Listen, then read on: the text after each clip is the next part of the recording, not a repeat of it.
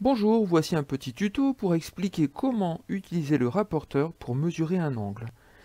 Alors, vous avez ici un rapporteur qui est gradué à l'extérieur de 0 à 180 degrés dans le sens des aiguilles d'une montre, et à l'intérieur aussi de 0 à 180 degrés, mais cette fois-ci dans le sens inverse des aiguilles d'une montre.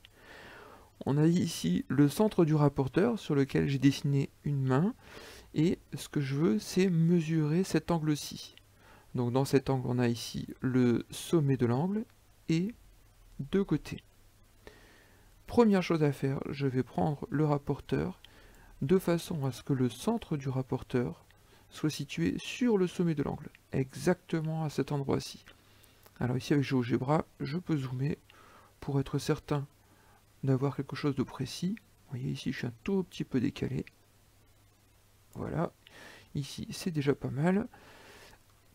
Deuxième chose, une fois que j'ai placé le centre du rapporteur sur le sommet de l'angle, je vais tourner le rapporteur de façon à ce que l'une des deux graduations 0 degré, soit la graduation extérieure, soit la graduation intérieure, donc de façon à ce que l'une de ces deux graduations soit alignée avec un des côtés de l'angle, comme ceci.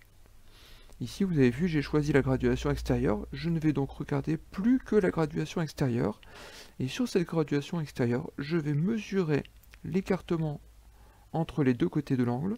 Ici, le deuxième côté correspond à 60. J'ai donc un angle de 60 degrés.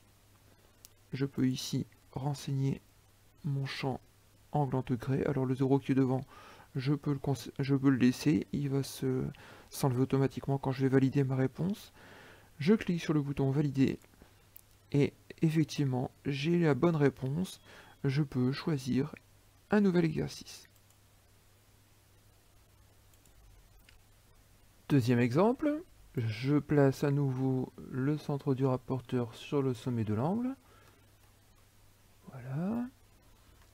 Je tourne mon rapporteur de façon à ce que le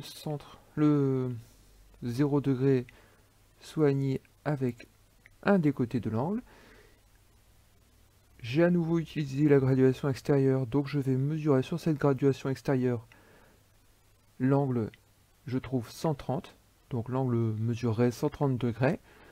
Je vais refaire cette mesure mais en choisissant l'autre graduation.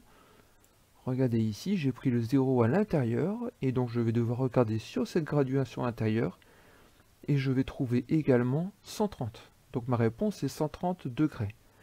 Attention à ne pas se tromper de graduation. Si ici j'avais regardé sur la graduation extérieure, j'aurais trouvé 50. Alors ça c'est une erreur qui est très souvent commise. Pour éviter cette erreur, je regarde l'angle dessiné.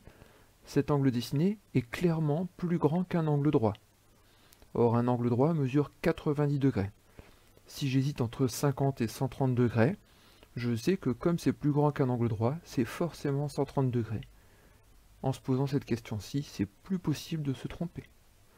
Donc ici, je vais mettre 130 degrés, je valide, et j'ai mon score qui s'est incrémenté, j'ai encore la bonne réponse.